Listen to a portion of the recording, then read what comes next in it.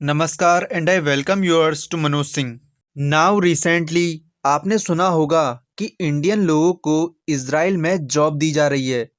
यहाँ पर मिंट का आर्टिकल है, Israel conduct recruitment drive in Uttar Pradesh Haryana as labour shortage hits amid war with Hamas.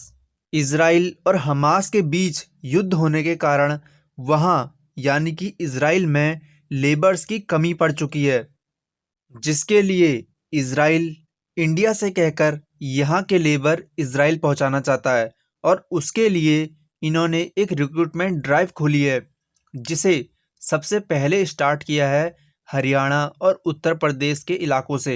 वहीं आप एक और आर्टिकल देख सकते हैं इंडिया टुडे का, इन्होंने भी यही लिखा है, drive to recruit 10,000 Indian construction worker in Israel begins in Haryana.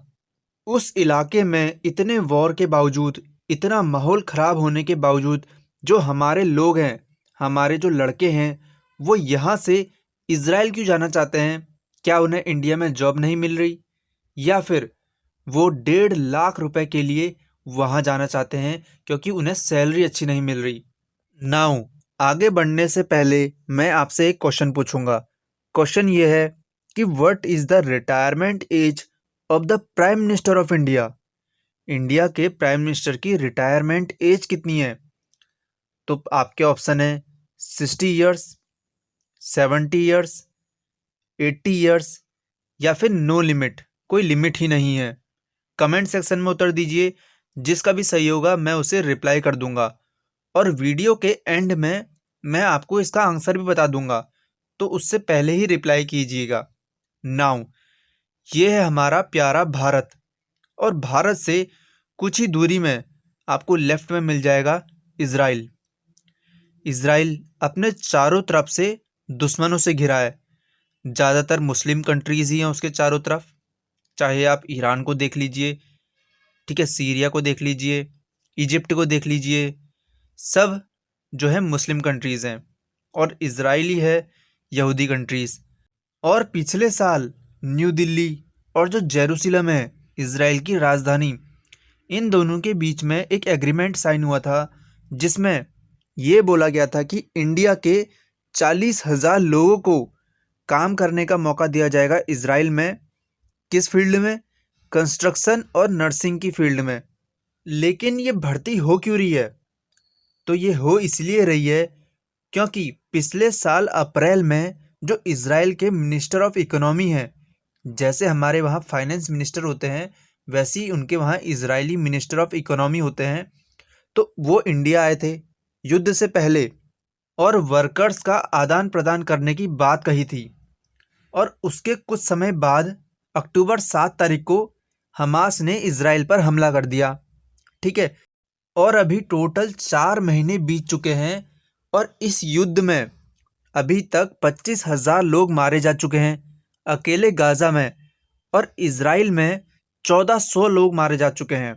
और अगर सोल्जर्स की बात करें इजराइल के, तो 210 सोल्जर्स मारे जाने की खबर है। आधे लोग तो यही मर गए। उसके अलावा जो इनके वहाँ कंस्ट्रक्शन की फील्ड में लोग थे, आधे से ज़्यादा लोग उसमें से गाज़ा और वेस्ट बैंक से थे। वेस्ट बैंक से 25% लोग इजराइल में काम करने आते थे, वो भी सिर्फ कंस्ट्रक्शन की फील्ड में। वो सब चले गए वापस। उसके अलावा इजराइल के जो खुद के लोग हैं, वो लोग भी आधे से ज़्यादा दूसरी कंट्रीज़ में चले गए, ठीक है। युद्ध के कारण कोई जाना नहीं चाह रहा ऑफिस को, तो उस हिसाब से इनको वर्कर्स की ज़रूरत थी, जो कि अब इंडिया पूरे कर रहा है। और इजराइल में अभी इंडियन वर्कर्स कितने हैं? तो टोटल इनकी संख्या अप्रॉक्स 18,000 है, जो अभी वहाँ काम कर रहे हैं, या वो आईआईटी में हैं, या वो डायमंड ट्रेडर्स हैं, या फिर कोई और नौकरी कर रहे हैं, या फिर वो स्टूडेंट्स हैं। सो नाउ मैंने आपसे एक क्वेश्चन पूछा था। क्वेश्चन ये था कि what is the retirement age of the prime minister of India. तो इसका सही आंसर है कि नो लिमिट। इसकी कोई लिमिट है ही नहीं।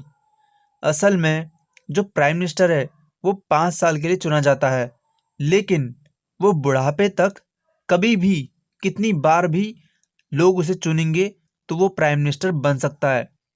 अगर आप प्राइम मिनिस्टर बनना चाहते हैं तो लोकसभा में जो मिनिमम है वो 25 साल की उम्र है।